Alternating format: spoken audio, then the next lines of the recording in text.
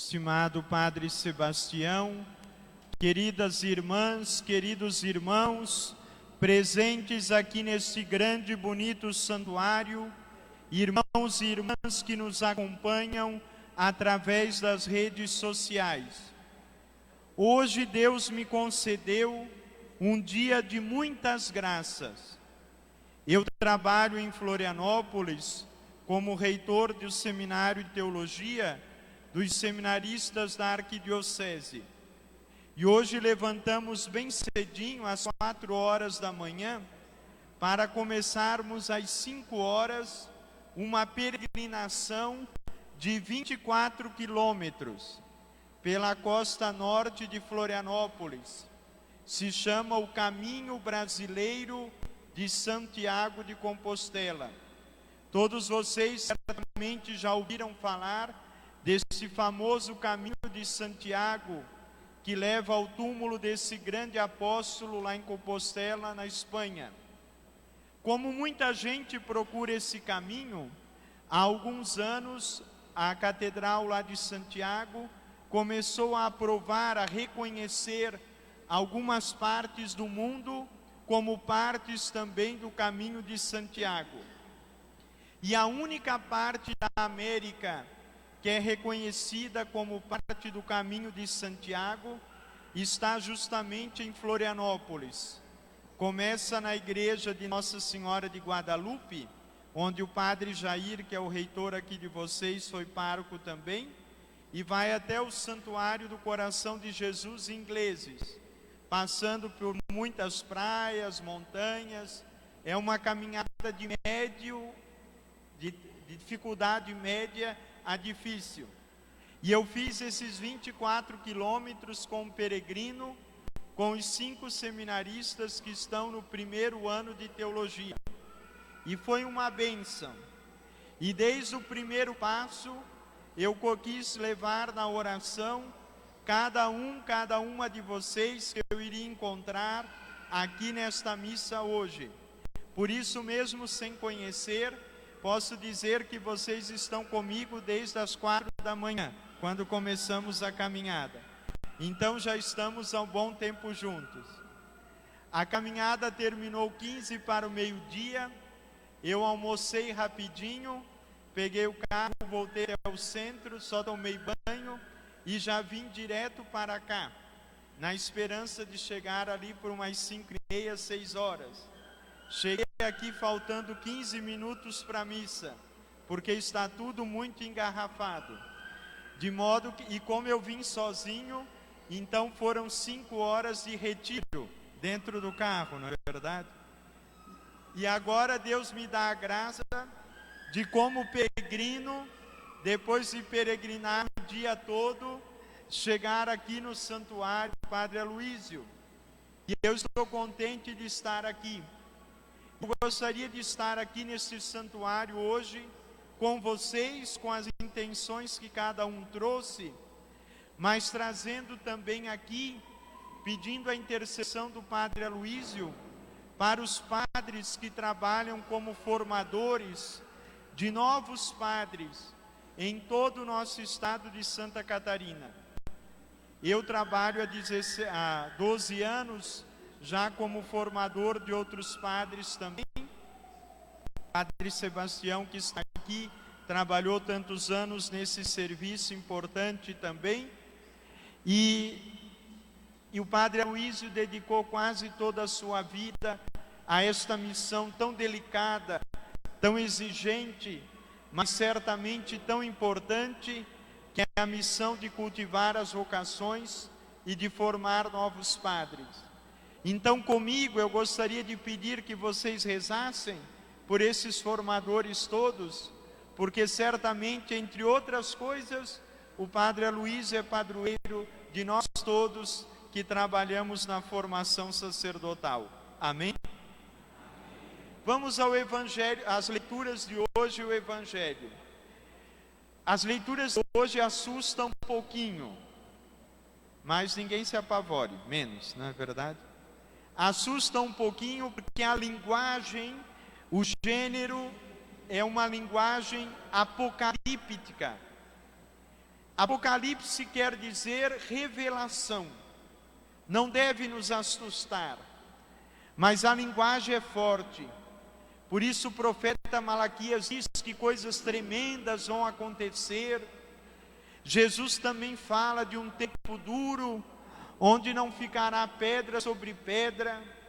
É tudo linguagem apocalíptica, uma linguagem muito forte, para ver se nós saímos do nosso torpor, da nossa anestesia, que tantas vezes nos impede de ver as coisas mais importantes da vida. Mas essa palavra Apocalipse quer dizer revelação, tirar o véu, para dizer o que é mais importante. Então Jesus vai ao templo de Jerusalém, que era um templo enorme, lindíssimo, e Jesus olha com seus apóstolos aquele templo, e os olhos dos apóstolos estão brilhando pela riqueza daquele templo, pela grandiosidade dele, pela formosura das suas formas, pelo esplendor da sua construção. Esta é a admiração dos apóstolos. E Jesus apresenta um olhar totalmente diferente. Jesus diz assim: vocês se admiram dessas construções, que ao fim são construções humanas, dessas belezas que nós fazemos com nossas mãos? Isso aqui não vai sobrar pedra sobre pedra. E de fato, como Jesus falou, poucos anos depois da morte dele, não sobrou quase nada daquele templo de Jerusalém. O Muro das Lamentações que temos agora lá em Jerusalém é uma pálida lembrança do que foi esse grandioso templo. Jesus quer mostrar com isso que não são essas construções materiais, mesmo as mais importantes como um templo, que são as coisas mais importantes que nós podemos fazer para Deus. E isso não é o mais importante da vida. O mais importante da vida qual é? É a nossa comunhão com Deus, é a nossa relação com Ele, é a nossa unidade com Jesus. Isso é o que mais importante, o que não passa. E a fé se dá justamente não pelas construções que nós erguemos, mas pela vida que nós somos capazes de transmitir uns aos outros. É sempre uma ilusão nossa, desses 2000 anos de igreja também, achar que nós construímos a fé, transmitimos a fé, construindo grandes obras, fazendo coisas portentosas, que apareçam, que durem. Não, Jesus mostra, não é isso o mais importante. É claro que temos que construir nossas igrejas também. Esta aqui tão bonita e há tantos anos serve para a comunidade se reunir, para alimentar a fé de tanta gente e agora de tantos peregrinos. Tem o seu valor, mas de jeito nenhum é o mais importante. Porque Jesus mostra que para a transmissão da fé, o que nós precisamos são outras duas coisas mais fundamentais. Que outras duas coisas são essas? O nosso testemunho em primeiro lugar, e depois a nossa perseverança, a nossa fidelidade. As paredes não fazem cristãos, mas o testemunho de vida sim. Uma pessoa que é exemplo para os outros, uma pessoa que vive a sua fé em Jesus, que vive a sua esperança nele, que por Jesus e com ele vive a caridade para todas as pessoas, contagia outras pessoas com o dom maravilhoso da fé. Por isso o testemunho é tão importante. Tão importante ao ponto de Paulo, na segunda leitura de hoje, dizer assim aos Tessalonicenses e a nós: em tudo eu procurei ser um exemplo para vocês. E por isso eu rezei, diz Paulo, e por isso eu trabalhei com as minhas próprias mãos, para não ser pesado a ninguém. E por isso eu evangelizei, porque em tudo eu quis ser um exemplo para vocês. Paulo sabia que o que faz a fé passar adiante não são os templos que construímos, mas a vida que levamos. E por isso diz: em tudo eu quis ser um exemplo para vocês. Gente querida, eu acredito que tudinho que Paulo disse aqui na segunda leitura, o Padre Aloísio poderia dizer para nós hoje também. Isto que Paulo viveu, o Padre Aloísio também viveu. A evangelização, o apostolado, a vida de comunhão com Deus através da oração, o trabalho para não ser pesado a ninguém, a missão nos serviços que a congregação foi dando para ele, fidelidade total, para, entre outras coisas, ser um exemplo para todos.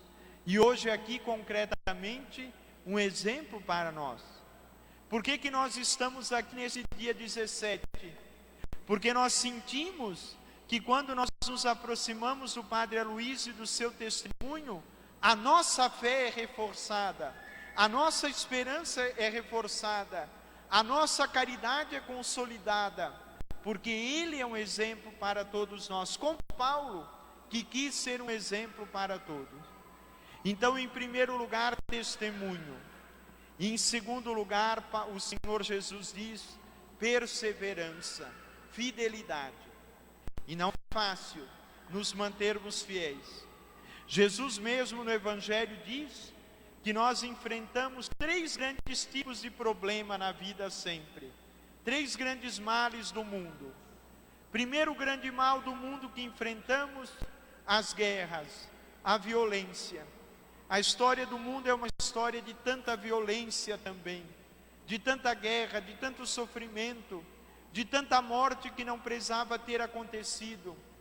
E às vezes tanta violência, tanto sofrimento, pode abalar a nossa fé. Mas Jesus diz: permaneçam fiéis, as guerras acontecerão, mas não deixem que a violência tire a fé, a confiança de vocês. Segundo o grande mal, Jesus diz: vão acontecer catástrofes naturais, a terra vai ser abalada.